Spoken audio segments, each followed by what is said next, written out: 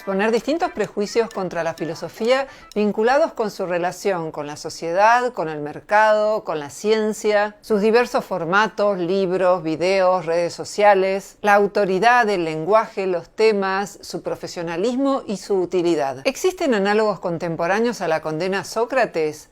¿A qué se llama filosofía científica? ¿Qué particularidades tienen los distintos formatos de transmisión de la filosofía? ¿Por qué hay temas que no son valorados como propios de la filosofía? ¿Qué argumentan quienes sostienen que la filosofía es inútil y cuál puede ser el rol de la filosofía en la actualidad?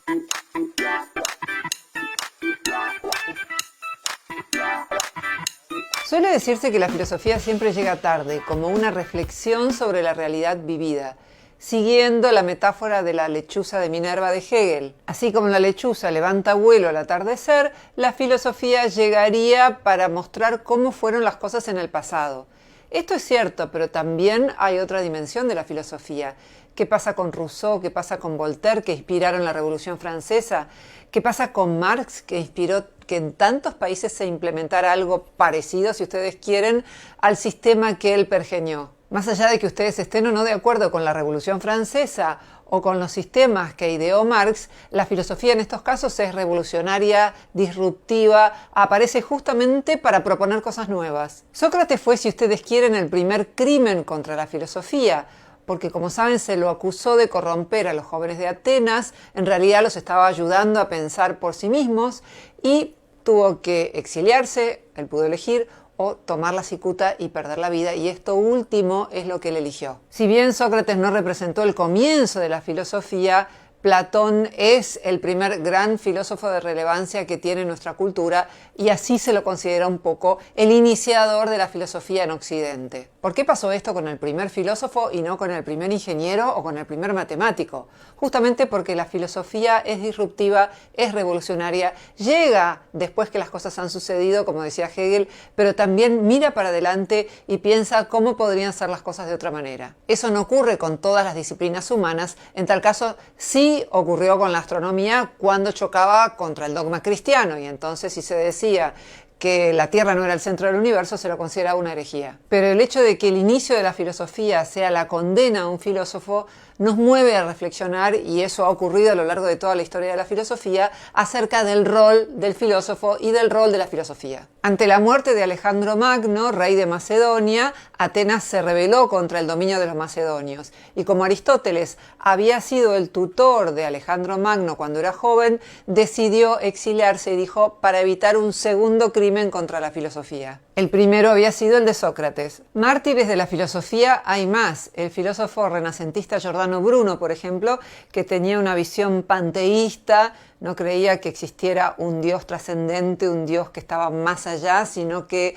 Dios se identificaba con el mundo, y si Dios es todo, estamos muy cerca, desde la perspectiva del cristianismo de esa época, de considerar que Dios no existe. Casi 3 siglos después de su muerte, el 8 de junio de 1889, se erigió por suscripción internacional una estatua en el lugar de su muerte, exaltando su figura como mártir de la libertad de pensamiento y de los nuevos ideales. A través de casos como el de Sócrates o el de Giordano Bruno, entre otros, lo que podemos ver es que la filosofía nace en la defensa de la individualidad, que no es lo mismo que el individualismo.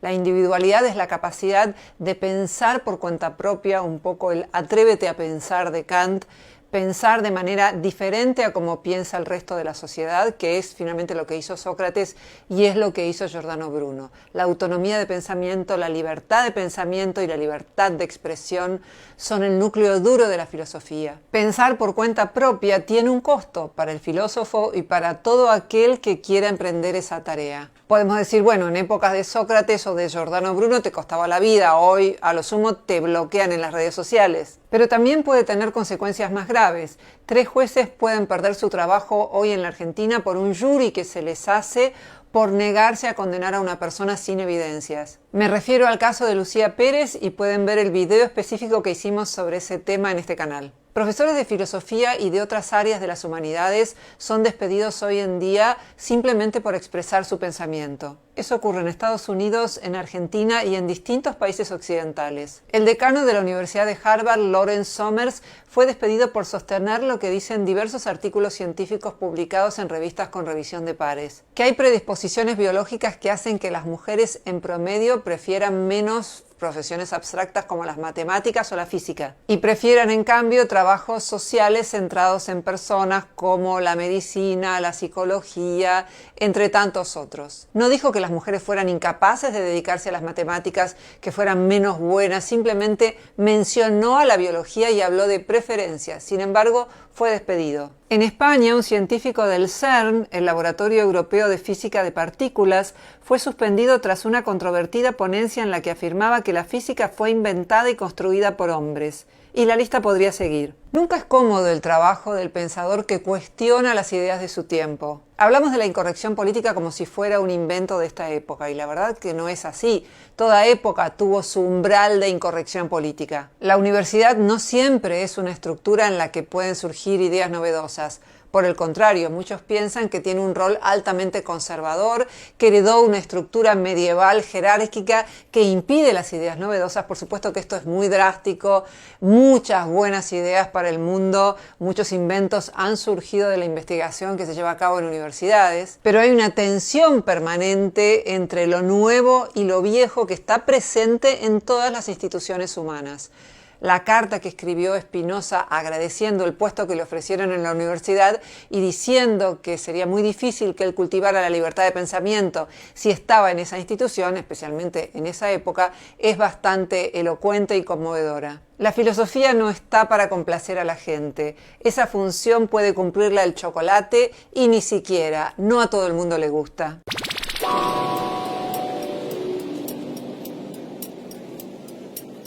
La filosofía y la ciencia no siempre fueron de la mano. Si pensamos en ideas como el alma o en el dualismo que cultivaron tanto Platón como Descartes como tantos otros filósofos, me refiero a la consideración de que existen por separado un alma y un cuerpo o una mente y un cuerpo. Es una idea que la ciencia contemporánea no refrenda, es una idea contraria a la evidencia científica. Del mismo modo, la idea de que nacemos como páginas en blanco, como tábulas rasas, no es refrendada por la ciencia contemporánea, que nos muestra cómo nacemos con algo así como programas de computadora, con adaptaciones que nos permiten reconocer el lenguaje, por ejemplo, que marcan preferencias, ya que hablábamos de diferencias de género, que son en promedio superiores para hombres o para mujeres según la cuestión de la que se trate. Hay personas que creen que hablar de filosofía científica es sostener que filosofía y ciencia son exactamente lo mismo. Y si bien el término filosofía científica puede prestarse a confusión, en modo alguno significa que filosofía y ciencia sean parangonables. De lo que se habla es de la posibilidad de tener una filosofía científicamente informada, no seguir hablando de alma y cuerpo, ni de la posibilidad de que los seres humanos nazcan como páginas en blanco, cuando los estudios científicos muestran que no es así. Si uno va a reflexionar sobre la desigualdad, tendrá que consultar estudios científicos sobre el tema, es decir, no especular meramente en el vacío, ni exclusivamente como podía hacerlo la filosofía analítica con experimentos mentales, imaginarios, sino tratar de ir a los datos y tratar de tener una filosofía científicamente informada. Paralelamente hay otra corriente que nació más o menos en el año 2000, que se llama filosofía experimental, en la que se acuden experimentos como los que podrían existir en el ámbito de la psicología para abordar cuestiones filosóficas como por ejemplo la percepción del tiempo o cuestiones vinculadas con la esfera de la ética. La buena filosofía rechaza el uso único de la intuición para elucidar los conceptos y prefiere, por ejemplo, recurrir a encuestas para saber qué asocian las personas con cada concepto y cómo enfocan determinada cuestión.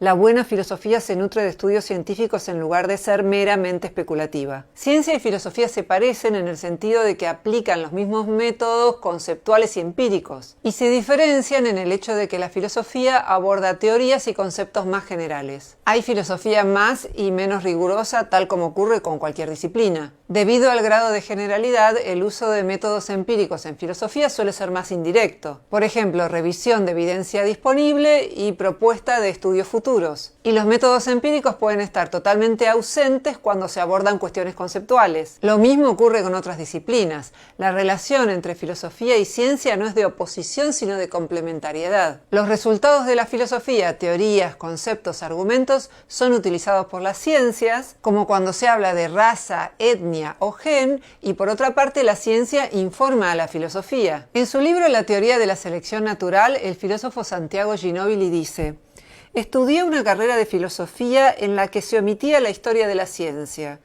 En esta historia, René Descartes no era matemático ni físico, Aristóteles no era naturalista, Immanuel Kant no había escrito acerca del origen del sistema solar, y Darwin ni siquiera ocupaba el lugar de actor de reparto. Sin embargo, los principales filósofos discutieron extensamente una cuestión a la que solo Darwin encontró una respuesta satisfactoria.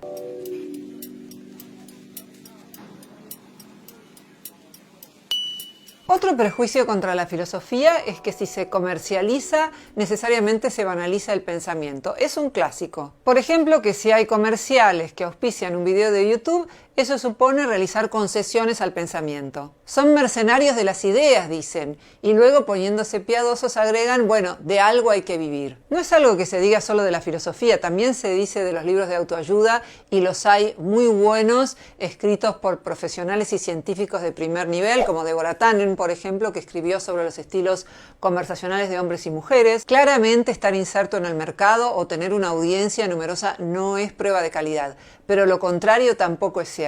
Es verdad que los que trabajamos en YouTube muchas veces nos vemos condicionados y tenemos que usar sinónimos para que no nos desmoneticen los videos. Ahora bien, eso no significa necesariamente banalizar el pensamiento. Por otra parte, lo dicen como si las universidades no estuvieran condicionando el material que se da. También ocurre. Es muy difícil que haya un ámbito de divulgación de la filosofía sin ningún tipo de condicionante, salvo que uno se pare en la mitad de una plaza y aún así puede llegar a venir la policía o puede llegar a venir otras personas que lo cuestionen y le impidan estar ahí hablando. La filosofía nunca se mueve en un ámbito completamente libre de todo tipo de condicionamientos. Por otra parte, hay universidades excelentes como la Universidad de Yale que pone sus cursos online para que todo el mundo pueda verlos. Ojalá se subieran clases de todas las carreras para poder democratizar el conocimiento en Internet. No estoy diciendo que el mercado no condicione nunca. Evidentemente a las empresas que publicitan no les interesa publicitar en videos sobre temas conflictivos. De todos modos, lo que yo estoy diciendo no es que el mercado no condicione absolutamente nada, sí lo hace y sí afecta la libertad de expresión, sobre todo cuando hay medios monopólicos u oligopólicos. Lo que estoy diciendo es que no es privativo del mercado este problema. Cada ámbito institucional tiene sus propios problemas a la hora de divulgar la filosofía.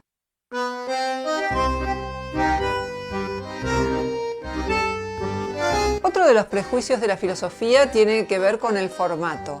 La idea de que en el libro se aprende más que un video, que sería una suerte de transmisión degradada de saber. Es cierto que cuando se lee un libro uno puede detenerse en un fragmento, también uno puede volver atrás con el video, es más fácil ir al párrafo anterior, quedarse un rato meditando, eso también uno podría hacer con el video.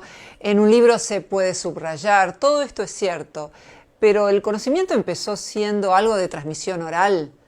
La escritura vino después y no necesariamente un video implica una versión degradada del conocimiento en relación al libro. Lo que hizo Internet es, por un lado, multiplicar la forma escrita, pero también dio impulso a la oralidad a través de los videos, y en este caso los videos de filosofía. Un video permite relacionar lo que se oyó con lo que se oyó en otro video, o con lo que uno sabía de antes. No estoy diciendo que oír videos sea mejor que leer libros. Lo que estoy diciendo es que no necesariamente es una visión degradada en relación a la escritura y a la lectura. Por supuesto, si uno mira un video pensando en otra cosa, el aprovechamiento podrá ser mínimo o nulo. Por otro lado, un video puede conducir a uno o a muchos libros. Nos enteramos de la existencia de muchos libros porque hay videos de Internet que los publicitan. Por otra parte, si somos pragmáticos y nos ponemos a ver cuántas personas compran un libro, digamos, un título medianamente exitoso puede tener 3.000 ejemplares vendidos.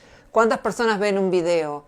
En general, muchísimas más, sobre todo si estamos hablando de canales profesionales en donde una persona se dedica enteramente a producir videos. Por este prejuicio que tienen muchos académicos con la divulgación de la filosofía en YouTube, es que existen muchísimos canales que no están en manos de profesionales, sino de pibes que por ahí son inquietos, les gusta leer y hacen videos de divulgación que a veces ven cientos de miles de personas que en el mejor de los casos se informan acerca de una filosofía que ignoraban y en el peor se malforman, porque he visto videos absolutamente horrorosos de divulgación que parecen hechos a partir de otros videos de YouTube, solamente de la Wikipedia y poco más, pero que están muy bien hechos en términos de edición. Tampoco es que el efecto de YouTube sea necesariamente positivo. Sabemos que el terraplanismo adquirió una gran repercusión a través de videos de YouTube que estaban muy bien hechos en términos de imagen y de realización de montaje. Me animaría a decir que las redes sociales son como las cavernas de Platón,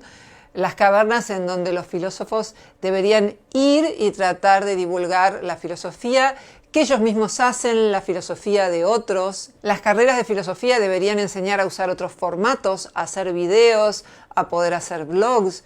El paper académico y el libro no son los únicos medios de la filosofía. No hay nada en la carrera académica que aliente a los licenciados en filosofía a divulgar lo que hacen. ¿Por qué? Porque en el CONICET y en otros institutos de investigación no se premia con puntos la divulgación, o cuando se premia es con un porcentaje ínfimo de lo que tienen que reunir a la hora de hacer sus rendiciones.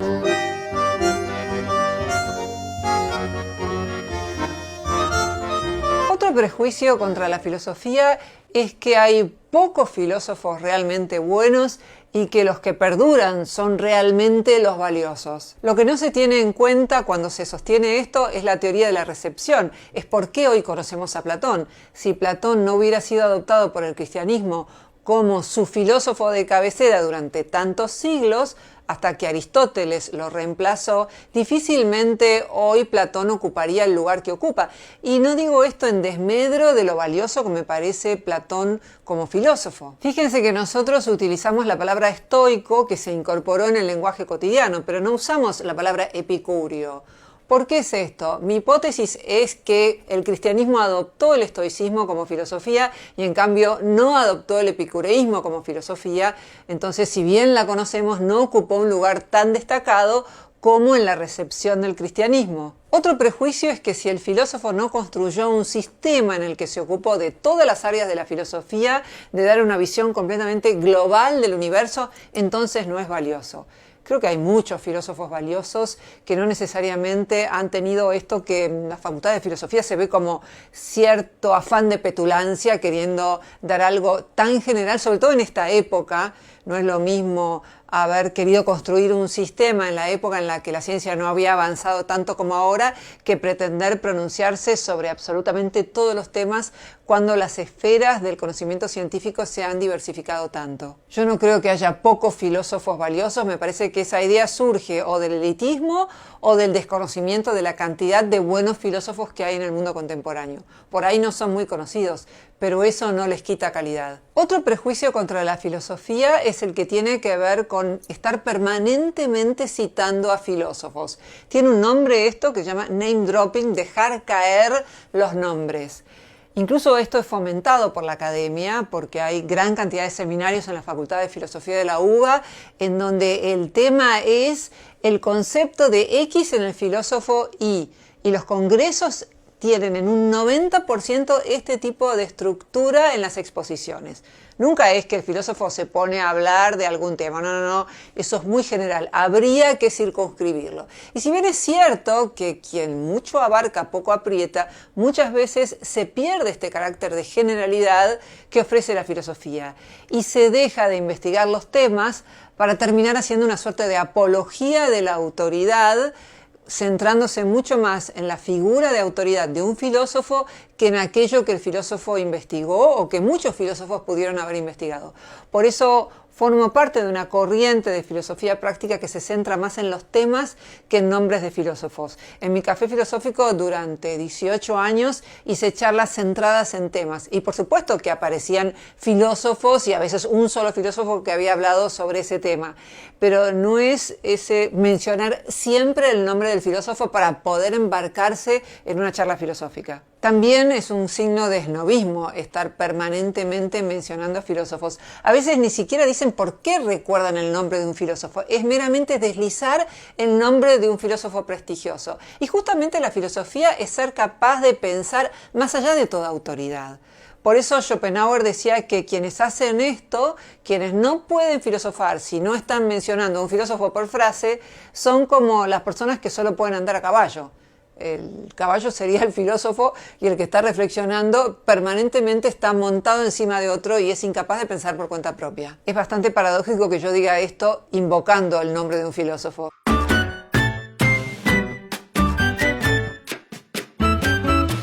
Como la filosofía tiene tantas subdisciplinas, no siempre queda claro de qué se habla cuando se habla de filosofía.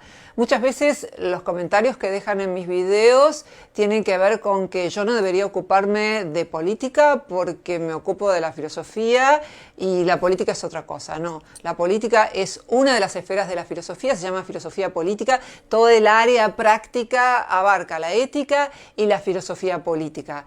Y es una de las tantas disciplinas, así como hay otras, la metafísica, la filosofía del lenguaje, etcétera, etcétera. Otro prejuicio contra la filosofía es que no hay que poner ejemplos, que si se habla de cuestiones muy prácticas, entonces no se está haciendo filosofía, porque la filosofía refiere al orden de lo general y nunca puede bajar a lo concreto. Pero como bien nos enseñó Kant, intuiciones sin conceptos son ciegos y conceptos sin intuiciones son vacíos. Acá también está presente una cuestión de género. Las mujeres solemos anclarnos más en cuestiones prácticas.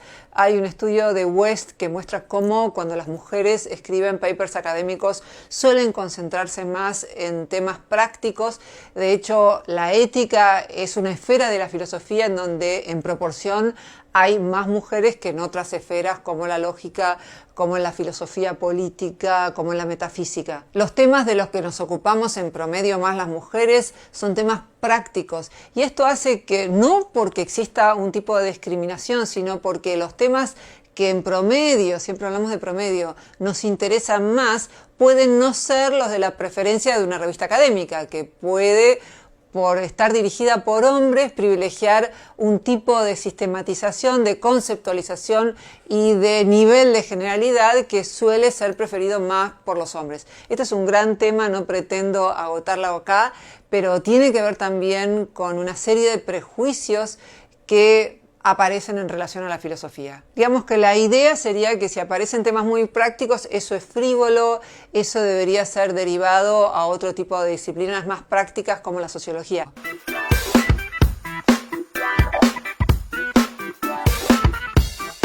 Otros prejuicios tienen que ver con la utilidad de la filosofía. Hay personas que consideran que la filosofía es completamente inútil. Por ejemplo, el físico Neil deGrasse, que considera que como los saberes se han especializado y las ciencias particulares se han ocupado de cada uno de ellos, la filosofía ha perdido su rol tradicional y ya no tiene razón de ser. El periodista y youtuber Mauricio Schwartz, que por cierto tiene una divulgación altamente filosófica porque se ocupa de problemas como la existencia de Dios o los requisitos de la cientificidad, niega que la filosofía sea conocimiento válido.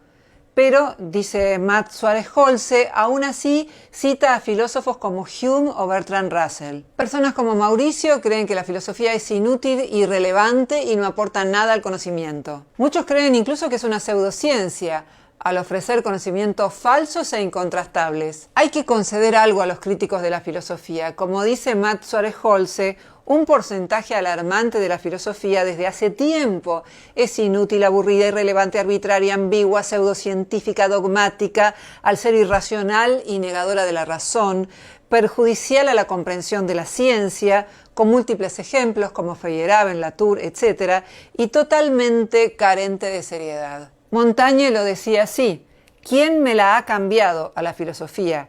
¿Quién le ha colocado esa máscara pálida y horrible? No hay nada más alegre, más jovial y hasta me atrevería a decir más juguetón. La filosofía nos ayuda a entender el mundo en el que vivimos y también es una gran compañera de vida. Lamentablemente no acompaña todo lo que debiera a las personas.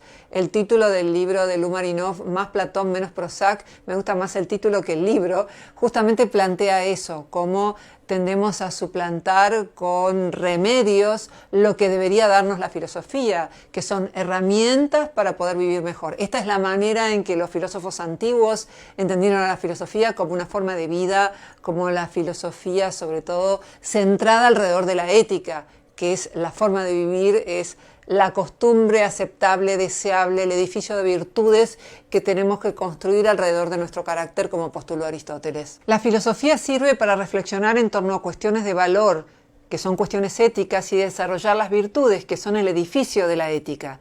Por ejemplo, para aprender a ser valientes, que es la disposición a vencer el miedo y soportar las frustraciones, a ser justos y cultivar la templanza, educando nuestro deseo. La filosofía sirve para encontrar formas de organización política que maximicen el bienestar general. La filosofía enseña a pensar mejor y esta es una de las habilidades fundamentales para la vida. No consiste en rendir culto a filósofos célebres ni hablar en un jeringoso incomprensible. Vivir sin ella sería lo mismo que vivir con los ojos cerrados sin abrirlos jamás.